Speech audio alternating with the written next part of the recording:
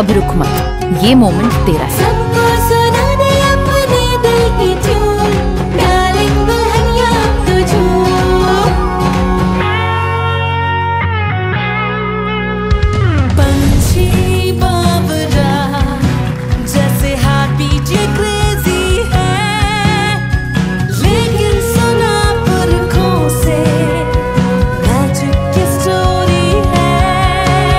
నమస్తే P9 news స్వాగతం. విద్యార్థులను గ్రంథాలయాల పట్ల ఆకర్షితులను చేసేందుకు సరికొత్త ఉద్యమానికి మంచిగొట్టు వెంకటేశ్వర రెడ్డి గ్రంథాలయ ఉద్యమం యాత్ర చేపట్టడం అభినందనీయమని జిల్లా కలెక్టర్ దినేష్ కుమార్ అన్నారు. ప్రముఖ కవి గ్రంథాలయ ఉద్యమ రూపకర్త మంచిగొట్టు వెంకటేశ్వర రెడ్డి చేపట్టిన మరో గ్రంథాలయ ఉద్యమం నిర్మిద్దాం రండి, సమాజానికి శస్త్రచికిత్స చేద్దాం రండి అనే నినాదంతో చేపట్టిన బైక్ యాత్రను కలెక్టర్ జెండా ఊపి ప్రారంభించారు.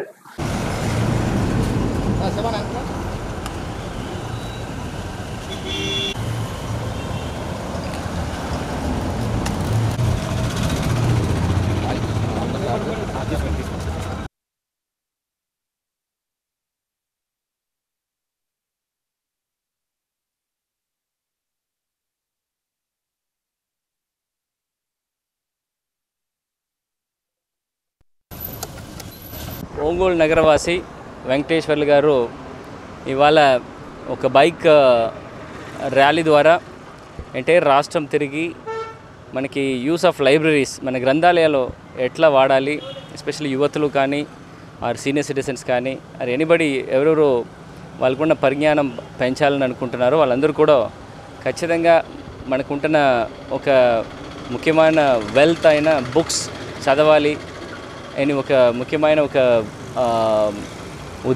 సందేశం అందరికీ తీసుకువెళ్ళడము చాలా సంతోషకరమైన విషయము. ఇవాళ ఆయన ఇంత వేడిగా ఉంటున్న ఈ సమ్మర్ టైంలో రాష్ట్రం పూర్తిగా ఒక బైక్లో తిరిగి ప్రతి ఒక్క చోట్ల వెళ్ళి దీని గురించిన అవగాహన సదస్సులు పెంచి ఎస్పెషలీ యువతులు ఇప్పుడు ఈ ఇంటర్నెట్లో కానీ మొబైల్ ఫోన్స్లో కానీ వాళ్ళు ఒక దశలో లేకుండా ఉన్న ఒకరికి ఒక మంచి ఒక నిర్దేశం ఇవ్వడానికి మన వెంకటేశ్వర్లు గారు ఇట్లాంటి ఒక మంచి నిర్ణయం తీసుకొని తిరిగి అవగాహన సదస్సులు పెరగడానికి పాటుపడడం చాలా సంతోషకరమైన విషయము. మన అందరూ ఖచ్చితంగా ఇది ఎంకరేజ్ చేయాలి.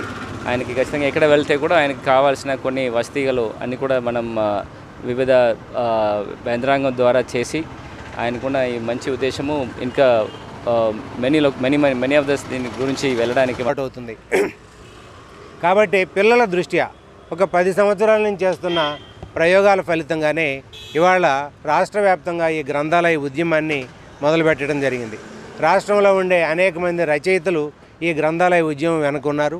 వాళ్ళందరూ కూడా సమిష్టిగా కలిసి ఈ ఉద్యమాన్ని ముందుకు తీసుకెళ్ళి ప్రభుత్వ పరంగా పాఠశాలల్లో ప్రతి పాఠశాలలో కూడా గ్రంథాలయం ఖచ్చితంగా ఏర్పాటు చేయాలి, ఏర్పాటు చేసిన గ్రంథాలయాన్ని ఖచ్చితంగా నిర్వహించాలి. ఆ విధంగా నిర్వహించినట్లయితే పిల్లల భవిష్యత్తు చాలా గొప్పగా ఉంటుంది. ముఖ్యంగా దళిత బహుజన వర్గాలకు చెందిన పిల్లలు ప్రభుత్వ పాఠశాలలో ఉంటున్నారు. వాళ్ళకి నాణ్యమైన విద్య అందాలంటే ఉపాధ్యాయుల ద్వారానే కాకుండా ఈ గ్రంథాలయాల ద్వారా కూడా నాణ్యమైన విద్య అందుతుంది. వాళ్ళు జీవితంలో సక్సెస్ కావడానికి ఈ గ్రంథాలయాలు ఎంతో ఉపయోగపడతాయి. కాబట్టి ఈ గ్రంథాలయ ఉద్యమాన్ని ఒంగోలు నుంచి అనేక ఉద్యమాలు ఒంగోలు నుంచి స్టార్ట్ అయిన చరిత్ర మనకుంది. ఈ గ్రంథాలయ ఉద్యమం కూడా ఈరోజు ఒంగోలు నుంచే మొదలు పెడుతున్నాం.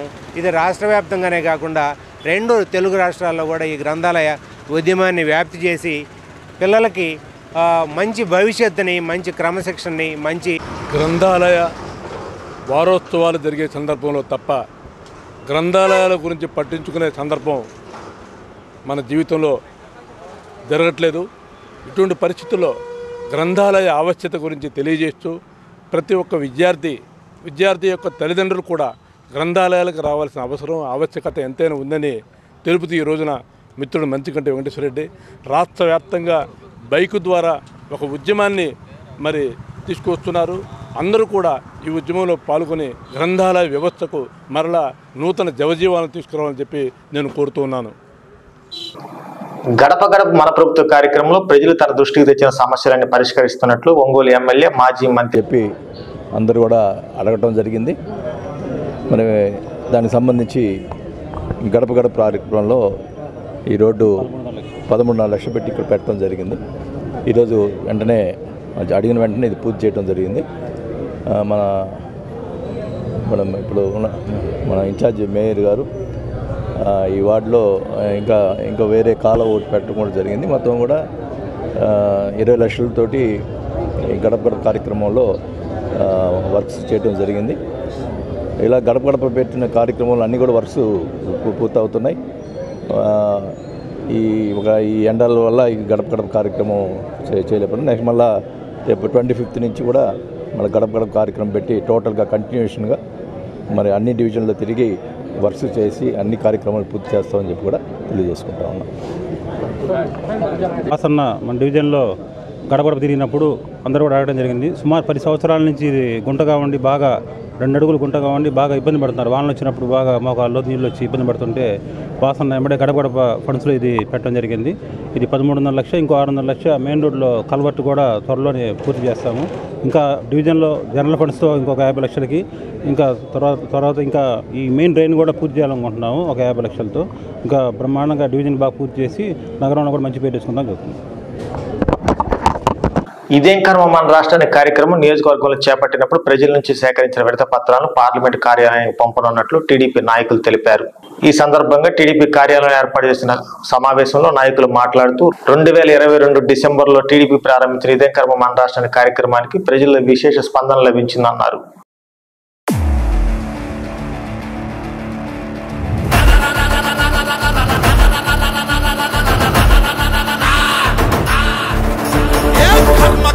ఇదేం కర్మ మన రాష్ట్రానికి, ఇదేం కర్మ, అరే కర్మ కర్మ ఇదేం కర్మ.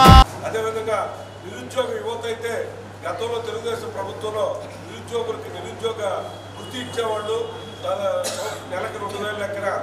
ఈ ప్రభుత్వం రాగానే నిరుద్యోగ వృత్తి తీసేయటం కాకుండా అనేక కంపెనీలని ఈ రాష్ట్రం నుంచి తరివేసి పూర్తిగా ఈ రాష్ట్రంలో 48 లక్షల మంది అన్ని నియోజకవర్గాల్లో ఇదేం కర్మ రాష్ట్రానికి అనే కార్యక్రమం చేపట్టడం జరిగింది. అందులో భాగంగా ఒంగోలు నియోజకవర్గంలో అన్ని గ్రామాలు, అన్ని డివిజన్లలో ఇదేం కర్మ రాష్ట్రానికి అనే కార్యక్రమం చేయడం ద్వారా ఆ కార్యక్రమంలో భాగంగా రాష్ట్ర తెలుగుదేశం పార్టీ ఒక పర్ఫార్మెన్స్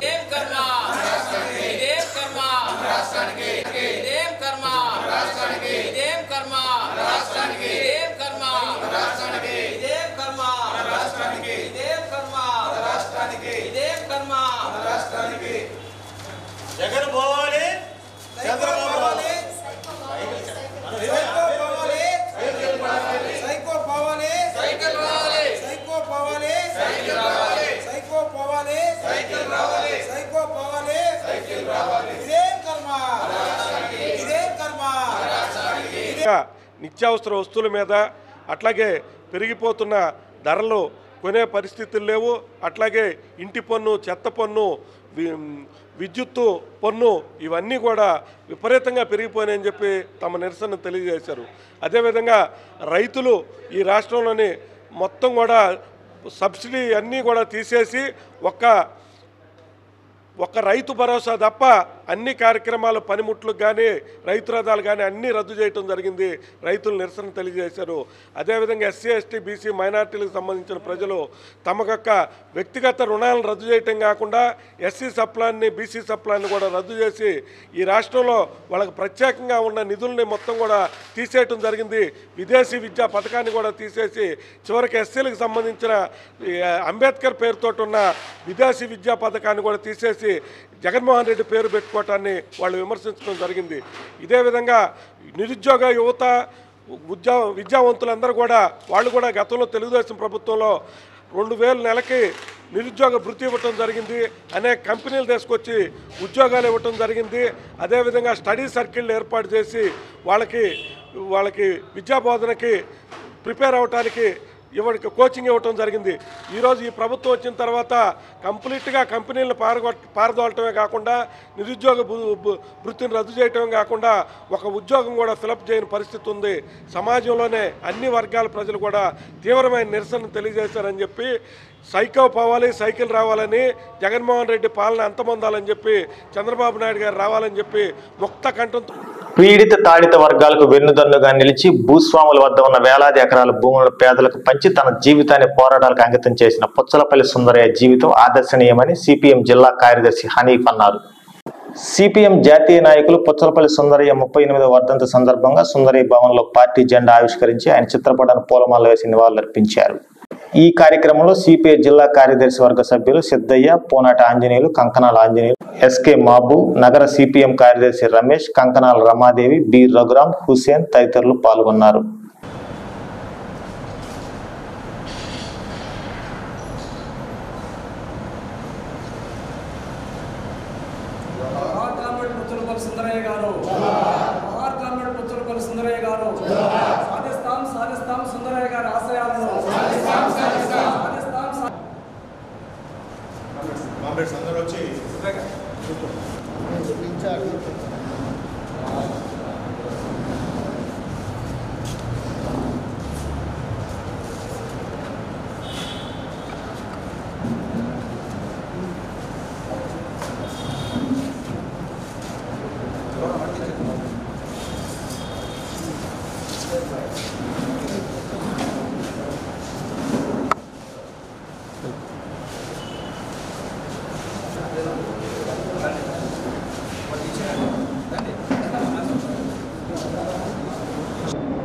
ఆయన గొప్ప పార్లమెంటరియన్గా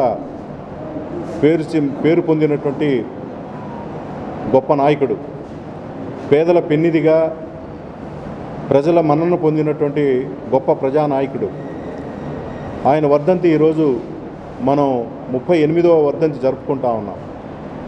ముఖ్యంగా ఆయన గురించి మనం ఆలోచించాలంటే ఈరోజు ఉన్నటువంటి రాజకీయాల్లో నిష్కలంకంగా ఆయన ఆనాడు ఉన్నటువంటి రాజకీయాలు ఇప్పుడు ఉన్నటువంటి రాజకీయాలకు మనం చూస్తే పొంతనే లేదు.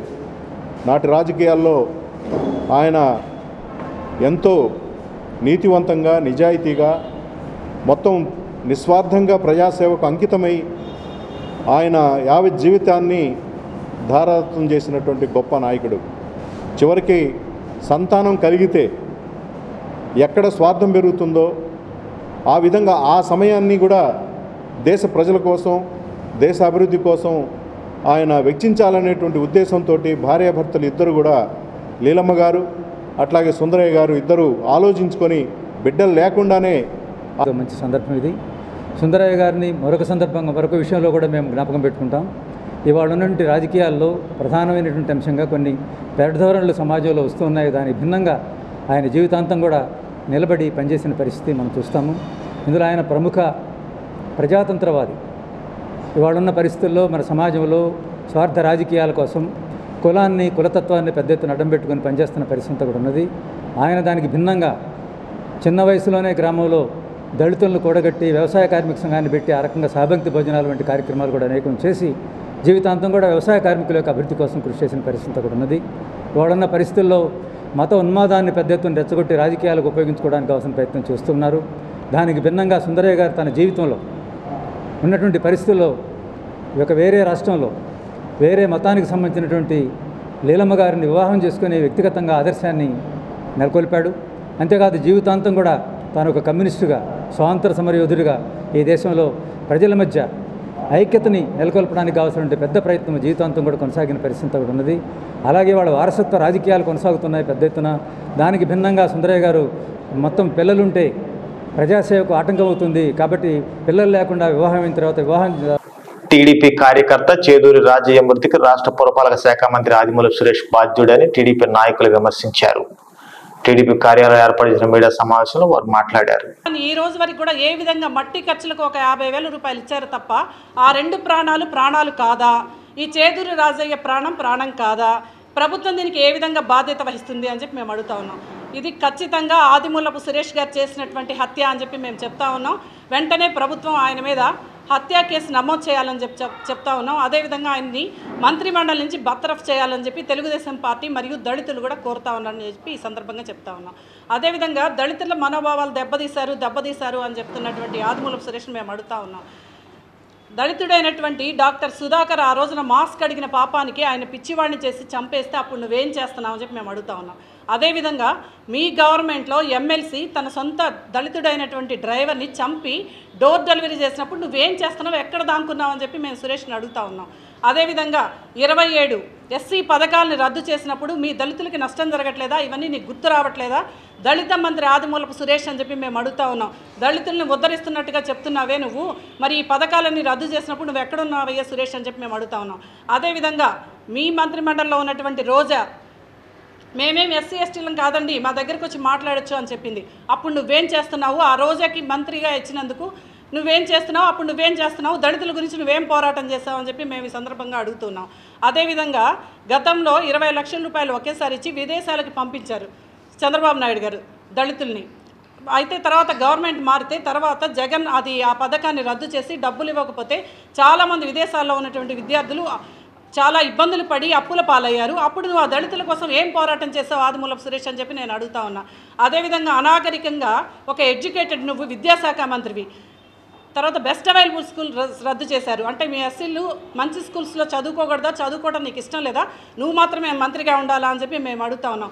ఇవన్నీ రద్దు చేసినప్పుడు దళితులకి ఇంత నష్టాన్ని కలుగజేస్తున్నప్పుడు జగన్ అప్పుడు నువ్వు ఏమీ అడగకుండా చంద్రబాబు నాయుడు గారు దళితులకి ఏ విధంగా అవమానిస్తే నువ్వు అడుగుతున్నావు అని చెప్పి మేము ఈ సందర్భంగా అడుగుతా ఉన్నాం. అదేవిధంగా నువ్వు విద్యాశాఖ మంత్రివి, నీ పక్కన ఉన్నటువంటి మేరుగు నాగార్జునే చెప్తా ఉన్నాడు, ఆయన ఒక విద్యాశాఖ మంత్రి, ఆయన ఎడ్యుకేటెడ్, ఆయన అనాగరికంగా చొక్కా ఎందుకు ఇప్పేస్తాడు, ఎవరన్నా జ్ఞానం ఉన్నవాళ్ళు చొక్కా ఇప్పుకుంటారా, ఆయన చొక్కా చించేశారు అని చెప్పి అడుగుతూ ఉన్నారు. అంటే నీకు జ్ఞానం లేదని చెప్పి మీ మంత్రిమండలిలో ఉన్నటువంటి మేరుగు నాగార్జున గారే కన్ఫర్మ్ చేశారు. కాబట్టి ఇకనైనా మంచిగా ఉండమని చెప్పి ముందు ఈయన చావుకి మీ ప్రభుత్వం బాధ్యత. సమానమైనటువంటి దళిత జాతి బిడ్డ, కుటుంబానికి పెద్ద, అతను చనిపోతే కుటుంబం ఎలా అనేది ఆలోచించకుండా కనీసం అతనికి హాస్పిటల్ ఖర్చులకు కూడా మీరు ఇవ్వలేని పరిస్థితుల్లో మీరు రాష్ట్రాన్ని పరిపాలన చేస్తారు. దళితులకు మేనమామ, దళితులను అందరినీ బాగు చేసి మేము భుజాల మీద వేసుకుంటామని చెప్పినటువంటి నీచపు నా కొడుకులందరికీ చెప్తున్నా, తెలుగుదేశం పార్టీ దళిత జాతి అభివృద్ధి కోసం చేసింది అని మీరు అన్నీ రద్దు చేశారు. మీరేదో కొత్త పథకాలు ఇస్తారు, దళిత జాతిని ఉద్ధరిస్తారు, దళిత జాతికి మీరు ఎంతో మంచి చేస్తారనే ఉద్దేశంతో ఆ రోజు దళిత బిడ్డలందరూ మీకు ఓట్లేసింది దళిత జాతిని కాపాడతారు. కానీ కొంతమంది రెడ్ల కోసం దళిత జాతిని తాకట్టు పెట్టి ఈరోజు మీరు దళితుల జీవితాల్ని నాశనం చేస్తారనే ఉద్దేశంతో కాదు. రాష్ట్రంలో ఏ మూల చూసినా నాగమ్మ రేప్ కేసు కానీ, కిరణ్ కుమార్ని కొట్టిన హత్య కానీ, శిరోమండలం కేసు కానీ, డాక్టర్ సుధాకర్ గారి కేసు కానీ, అనంతపూర్లో ఆ డాక్టర్ గారిని హింసించినటువంటి కేసు కానీ, ఇవన్నీ దళితుల మీద జరిగినప్పుడు కళ్ళు మూసుకొని ఉన్నావా, లేకపోతే క్యాబరే డ్యాన్స్లు ఆడుకుంటున్నావా, గోబాలో పప్పులో కూర్చొని డ్యాన్స్ చేస్తున్నావా అని మేము ప్రశ్నిస్తూ ఉన్నాం. తెలుగుదేశం పార్టీ మీ అరాచకాలను అరికట్టాలి, పోరాడాలి అనుకుంటే, మీ మీద యుద్ధం చేయాలనుకుంటే 70 లక్షల మంది కార్యకర్తలు కలిగినటువంటి తెలుగుదేశం పార్టీ ఈరోజు మౌనంగా ఎందుకుంది? మీరు చేసేటటువంటి అరాచకాలను కేవలం ప్రశ్నిస్తున్నాం తప్పితే మీ మీద భౌతిక దాడులు చేయాలని, మీ మీద అరాచకాలు చేయాలని మా యువ నాయకుడు లోకేష్ కానీ లేకపోతే చంద్రబాబు నాయుడు కానీ ఒక్క పిలుపు కనుక ఇచ్చినట్టయితే వెంటబడి కొట్టేవాళ్ళం. ఆ రోజు మీరు లారీలు అడ్డం పెట్టారు, రాళ్ళు తీసుకొని వచ్చారు, కర్రలు తీసుకొని వచ్చారు, కత్తులు తీసుకొని వచ్చారు. మేమేమన్నా తీవ్రవాదులమా? మేమేమన్నా నక్సలైట్లమా? లేకపోతే దళిత జాతి మనుగడని ఆపడానికి మేమేమన్నా ప్రయత్నించామా? తెలుగుదేశం పార్టీలో ఏ కార్యకర్త అయినా, ఏ నాయకుడైనా ఒక్కళ్ళైనా దళిత జాతిని అవమానించారా? అదేమంటే అభాండాలు వేయటానికి పేటీఎం బ్యాచ్ని అడ్డం పెట్టుకొని డబ్బులు ఇచ్చి మరీ దొంగ ప్రచారాలు చేసిన ఆంధ్ర రాష్ట్రంలో ఏ ఒక్కడ కూడా మీ దొంగ ప్రచారాలని నమ్మల. అందుకే ఈరోజు మా యువ నాయకుడు లోకేష్ చేసేటటువంటి పాదయాత్రకి దళితులు, మహిళలు, బలహీన వర్గాల వాళ్ళు, అగ్రకులాల వాళ్ళు, అనేక రకాలైనటువంటి చేతి వృత్తి వాళ్ళు ఈరోజు యువ నాయకుడికి పట్టాభిషేకం చేస్తూ ఉన్నారు. మీరు దళితులకు పెట్టినటువంటి బాధలు, కష్టాలు, ఇబ్బందులు అన్నీ కూడా ఒక ఉన్నత విద్యావంతుడైనటువంటి, అదేవిధంగా డాక్టర్ అయినటువంటి సుధాకర్ గారిని రోడ్డు పైన అర్ధనగ్నంగా నిలబెట్టి అతని కుటుంబానికి అతన్ని దూరం చేశారు. ఇదా రాష్ట్రంలో తీసుకున్నటువంటి అయితే దళితులపై ఎన్నో అఘాయిత్యాలు జరిగినాయి, దారుణాలు జరిగినాయి, చంపేశారు, కొట్టారు, మానభంగాలు జరిగినాయి. ఇవేమీ పట్టించుకోకుండా అదేవిధంగా ఒక దళిత డ్రైవర్ని మీ ఎమ్మెల్సీ అనంతబాబు చంపి ఇంటికి డోర్ డెలివరీ చేస్తే అతనికి సబ్ జైలు నుంచి రిమాండ్ అయిపోయి బెయిల్ ఇచ్చి సబ్ జైలు నుంచి ఇంటికి వచ్చే దారిలో సాదర స్వాగతం పలికారు. అతనేదో మన రాష్ట్రానికి కానీ దేశానికి కానీ ఏదో ఘనకార్యం చేసినట్టు అతనికి సాదర స్వాగతం పలుకుతా అతని ఇంటికి తీసుకెళ్తే నీ మనోభావాలు ఎక్కడికి పోయినాయి అని చెప్పి నిన్ను అడుగుతా ఉన్నాం సురేష్ గారు. మీరు దళితులపై ఇన్ని దాడులు జరుగుతుంటే, దళితులకు ఇంత మోసం జరుగుతుంటే, ఏదైతే చంద్రబాబు నాయుడు గారి హయాంలో దళితులకు అందినటువంటి పథకాలు ఒక్కటైనా ఈ రోజున జగన్మోహన్ రెడ్డి అధికారంలో ముఖ్యమంత్రిగా ఉన్నప్పుడు దళితులకు ఒక్క పథకమైనా అందుతుందా అని చెప్పి మిమ్మల్ని అడుగుతా ఉన్నాం. దళితులకి ఇన్ని అవమానాలు జరుగుతుంటే, దళితులకి ఇన్ని బాధలకు గురి చేస్తుంటే అప్పుడు లెగవని నోరు మీకు ఈ రోజున మా చంద్రబాబు నాయుడు గారు మొన్న పర్యటిస్తున్నప్పుడు ఎర్రగొండపాలెంలో దళితులకు అన్యాయం చేశారని చెప్పి చెప్తా మీరు ధర్నా చేశారు. మీరు ఆ ధర్నా చేయవలసిన పరిస్థితి కూడా ఎందుకు వచ్చిందంటే మేము అది కూడా చెప్తాం. ఏదైతే అవినాష్ రెడ్డి గారు సిబిఐ కేసులో ఇరుక్కొని బాబాయిని చంపిన కేసులో ఆయన సిబిఐ ఆఫీస్ చుట్టూ తిరుగుతున్నారో మీరు ప్రెస్ ముందు చట్టం తన పని తాను చేసుకుంటా పోతుంది అని చెప్పి మీరు చెప్పడం జరిగింది. ఆ రోజు ఏదో మీరు ప్రెస్ ముందు నిజం బయటకు వచ్చేది, తర్వాత మీరు ఆ మాట అన్నందుకు ఎంత మదన పడ్డారో, ఎంత చింతపడ్డారో, ఎంత బాధ ఫీల్ అయ్యారో, జగన్మోహన్ రెడ్డి గారు మిమ్మల్ని ఎంత బాగా మందలించారో ఈ చంద్రబాబు నాయుడు గారి పర్యటన ఎర్రగొండపాలెం పర్యటనప్పుడు మీ ఓవర్ యాక్షనే దానికి నిదర్శనం. ఎందుకంటే ఆ రోజున ఏదో మాట అనేశారు, దాన్ని మళ్ళీ కప్పిపుచ్చుకోవాలి, మంత్రి పదవి పోకుండా ఉండాలంటే ఏదో ఒకటి చెయ్యాలి కాబట్టి, జగన్మోహన్ రెడ్డి దగ్గర ముప్పు పొందాలి కాబట్టి మీరు ఆ రోజున ధర్నా చేసి నిరసన తెలియజేసి ఈ రోజున ఒక దళిత కుటుంబానికి పెద్దయినటువంటి రాజయ్య గారి మరణానికి మీరు కారణమయ్యారు. తెలుగుదేశం పార్టీ తరఫున మేము ఒకటే డిమాండ్ చేస్తున్నాం, ఇప్పుడైనా అమ్మఒడి పథకంలో నువ్వు ఎలక్షన్లప్పుడు చెప్పింది ఇంట్లో ఎంతమంది పిల్లలుంటే అంతమందికి నేను మరి ఆ అమ్మఒడి పథకం కింద 15,000 జమ చేస్తానని చెప్పావు. ఎలక్షన్ అయిపోయింది, ముఖ్యమంత్రి అయిన తర్వాత ఇంటికి వచ్చి ఒకళ్ళకే నేను అమ్మఒడి పథకం ఇస్తానని చెప్పావు. బాబాసాహెబ్ నవభారత రాజ్యాంగ నిర్మాత అంబేద్కర్ గారు రాజ్యాంగంలో పొందుపరిచిన ఫీజు రీఎంబర్స్మెంట్ పథకాన్ని నువ్వు తుంగలో తొక్కి రాజారెడ్డి రాజ్యాంగాన్ని తీసుకొచ్చి దళితుల కుటుంబాల్లో 4-5 బిడ్డలుంటే ఎవరైతే ఈ దళితులు చదువుకొని మంచి ఉన్నత విద్యలో రాణిస్తూ మంచి పొజిషన్స్లోకి వచ్చినప్పుడు నీ కులం వాళ్ళు చేసేది ఏమి లేదనే ఒక దురాలోచనతోటి ఇంటికొక్కళ్ళే చదవాలని ఒక నియంతృత్వ ధోరణితో నువ్వు చేసినటువంటి ఈ అమ్మఒడి పథకానికి ఏనాడైనా దళిత కుటుంబాల్లో మరి బిడ్డలు చదువుకోకుండా పోతున్నారని ఆందోళన చెంది చొక్కా ఇప్పేవా ఆదిమూలపు సురేష్ అని మేము అడుగుతా ఉన్నాం. నీ ఎమ్మెల్సీ సుబ్రహ్మణ్యం అనే డ్రైవర్ని దారుణంగా చంపి డోర్ డెలివరీ చేసిన రోజు నువ్వు చొక్కా ఇప్పి నిరసన తెలియజేసావా అని అడుగుతా ఉన్నాం. ఎప్పుడైనా ఈ ఎస్సీకి సంబంధించినటువంటి ఈ కార్పొరేషన్ రుణాలు కానీ లేకపోతే వాళ్ళకి రావాల్సినటువంటి సంక్షేమ పథకాలు కానీ దళారీ దారి పట్టి ఈ రాష్ట్ర ప్రభుత్వం అణగదొక్కుతున్నటువంటి సందర్భాల్లో ఎప్పుడైనా చొక్కా ఇప్పేవా అని మేము అడుగుతా ఉన్నాం. ఒక ఆయన ప్యాంట్ ఇప్పితే ఈయన చొక్కా ఇప్పాడు. ఈయన ఏం చెప్తాడంటే ఆ సందర్భంలో చంద్రబాబు నాయుడు గారిని మేము రానికుండా చేసామని చెప్తా ఉన్నాడు. ఆ పరిస్థితుల్లో జరిగినటువంటి ఈ రాళ్ల దాడి ఏదైతే ఒక హిట్లర్ పరిపాలన మనం చూస్తూ ఉన్నామో, చంద్రబాబు నాయుడు గారు శాంతియుతంగా మరి ఆ ర్యాలీ వస్తున్నటువంటి సందర్భంలో కత్తులు కట్టార్లు రాళ్ళు తీసుకొని నువ్వు దాడి చేయడం వల్ల ఈరోజు అన్యం పుణ్యం ఎరిగినటువంటి ఒక పేద కుటుంబం దోర్నాల మండలం చినగుడిపాడుకు సంబంధించినటువంటి గ్రామంలో చేదూరి ఆ రాజయ్య అనే అతను అనవసరంగా మరి కార్యకర్తల మీద దాడి చేయటం జరిగింది. మరి దౌర్జన్యంగా ఆ రకంగా దాడి చేసి మరి ఆ రాజయ్య అనేటువంటి తెలుగుదేశం పార్టీ కార్యకర్తని గాయపరచడం జరిగింది. మరి ఈ విధంగా మరి మంత్రి ఈ విధంగా చేస్తే ఇంకా మంత్రి ఎట్లా అవుతాడు? మరి ఈ మంత్రి ఆయన గాయపరిచి ఆయన 26 రోజులుగా హాస్పిటల్లో మరి మృత్యువుతో పోరాడి నిన్న చనిపోవడం జరిగింది.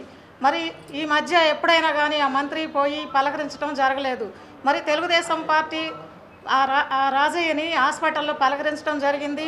10 లక్షలు ఎక్స్గ్రేషియా ప్రకటించడం జరిగింది. మరి ఈ మంత్రి అయ్యి ఏం చేస్తూ ఉన్నాడు ఈ మంత్రి?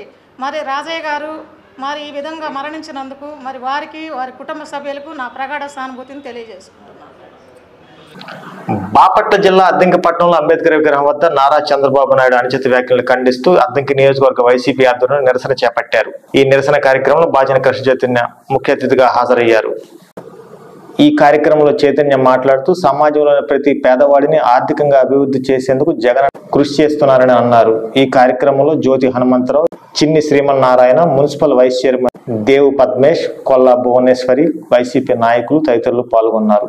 ఈ విధంగా కలుపుకొని ఏదో విధంగా అందరికి కూడా మంచి చేయాలనే తపంతో ముందుకు సాగుతుంటే చంద్రబాబు నాయుడు గారు మాత్రం ఎక్కడ జగన్మోహన్ రెడ్డి గారికి ప్రజలు ఇంకా దగ్గర అవుతారు, ఇంకా ముఖ్యంగా ఎస్సీ బీసీ మైనారిటీ వర్గాలు ఇంకా జగన్మోహన్ రెడ్డి గారికి వైఎస్ఆర్సీపీ పార్టీకి అనుకూలంగా ఉంటున్నారనే ఒక ద్వేషంతో ఎట్లన్నా ఏదో ఒక కుట్రలు కుతంత్రాలు చేసి మనం ఆ వర్గాల ప్రజల్ని దూరం చేయాలి అనే ఒక దురాలస్యంతో ఇటువంటి కార్యక్రమాలు చేపట్టడం నిజానికి చాలా బాధాకరం. ఇప్పటికైనా మనం ఎన్నిసార్లు ఎన్ని రాస్తారోకం చేసినా, ఎన్నిసార్లు ఖండించినా కూడా, ఎన్నిసార్లు భగవంతుడికి ప్రార్థించినా కూడా ఆయన మనసు మాత్రం ఎప్పుడు కూడా మారే దాఖలు లేవు. ఇకనైనా ఇటువంటి నీచమైన ఆలోచనలు మారి ఇప్పటికైనా ప్రజల్ని దగ్గర చేకూర్చడానికి ఒక మంచి పనులు చేయాలి, మంచి కార్యక్రమాలు రూపొందించుకొని నువ్వు ప్రజల్లోకి వెళ్ళి ప్రజల నమ్మకాన్ని వాళ్ళకి ఏం మంచి చేస్తే బాగుంటుందో నువ్వు వాళ్ళ దగ్గర నమ్మకాన్ని సంపాదించుకొని నువ్వు రేపు ఎన్నికలకు రావాలి. కానీ ఇటువంటి కుట్రలు కుతంత్రాలు చేసి ఈ మాటలన్నారు. గతంలో ఎస్సీ కులస్తులను మాట్లాడారు. ఎంతో మంది గురించి చాలా హీనంగా మాట్లాడటమే కాకుండా ఈ ప్రభుత్వం వచ్చిన దగ్గర నుంచి కూడా ముఖ్యంగా పేద ప్రజలకు సంక్షేమ కార్యక్రమాలు కానివ్వండి, ఇళ్ల పట్టాలు కానివ్వండి, ఇలా మంచి కార్యక్రమాలు చేపడుతున్న సమయంలో కోర్టుల ద్వారా ఏదో ఒక రకంగా దాన్ని అడ్డుపుల్ల వేయాలనే ప్రయత్నం చేస్తూనే ఉన్నారు. మళ్ళీ ఇప్పుడు ఆ కోర్టు ద్వారా ఇంత భారీ ఎత్తున రాష్ట్రంలో కూడా ఎక్కడ కూడా 50,000 ఇళ్ల పట్టాలు ఎక్కడ కూడా ఒకేసారి ఇచ్చిన దాకా లేవు. ఇది అమరావతిలో ఈ ఒక మంచి కార్యక్రమం చేపడితే దాన్ని కూడా తన సుపుత్రుడు లోకేష్ మళ్ళీ రేపు అక్కడ పోటీ చేస్తే డిపాజిట్లు తక్కువని, ఎట్టి పరిస్థితుల్లో ఎన్ని కుట్రలు చేసినా అక్కడ లోకేష్ని గెలవాలనే ఒక కుతంత్రంతో ఈ కేసులన్నీ వేపించి అదేవిధంగా వాళ్ళ భూములు కూడా అక్కడున్న భూములు కూడా అక్కడ పేదవారు ఇల్లు కట్టుకుంటే వాళ్ళ పెద్ద పెద్ద బిల్డింగ్లు కట్టుకోవడానికి అవి అడ్డు వస్తాయని అటువంటి నీచమైన ఆలోచనలు చేసి కోర్టుల ద్వారా ధాన్యం, పాడి రైతుల సమస్యలపై ఈ నెల 20న దారావారి తోటలోని కళ్యాణి కాన్ఫరెన్స్ హాల్లో రౌండ్ టేబుల్ సమావేశం నిర్వహిస్తున్నట్లు అఖిల భారత రైతు పోరాట సమన్వయ సమితి కన్వీనర్ చుండూరు రంగారావు తెలిపారు. కాన్ఫరెన్స్ హాల్లో పైన చెప్పినటువంటి సమస్యల మీద రౌండ్ టేబుల్ సమావేశం. ఈ రౌండ్ టేబుల్ సమావేశానికి కేవీవి ప్రసాద్ గారని రాష్ట్ర ఆంధ్రప్రదేశ్ రైతు సంఘ కార్యదర్శి, ప్రధాన కార్యదర్శి గారు, అట్లాగే శ్రీ వి కృష్ణయ్య గారు ఆంధ్రప్రదేశ్ రైతు సంఘ అధ్యక్షులు. వీరితో పాటు 20 సంవత్సరాలు పైబడినటువంటి ఒక జిల్లా స్థాయి పాడి రైతుల సంఘానికి సహకార రంగంలో ఉన్నప్పుడు ఆ సంఘం సహకార రంగంలో ఉన్నప్పుడు అధ్యక్షుడిగా పనిచేసినటువంటి కిలాల రాజనబాబు గుంటూరు, వీళ్ళని ముఖ్య అతిథిగా ఆహ్వానించాం. అదే సందర్భంలో సంయుక్త కిసాన్ మోర్చా సభ్య సంఘాల నాయకులందరికీ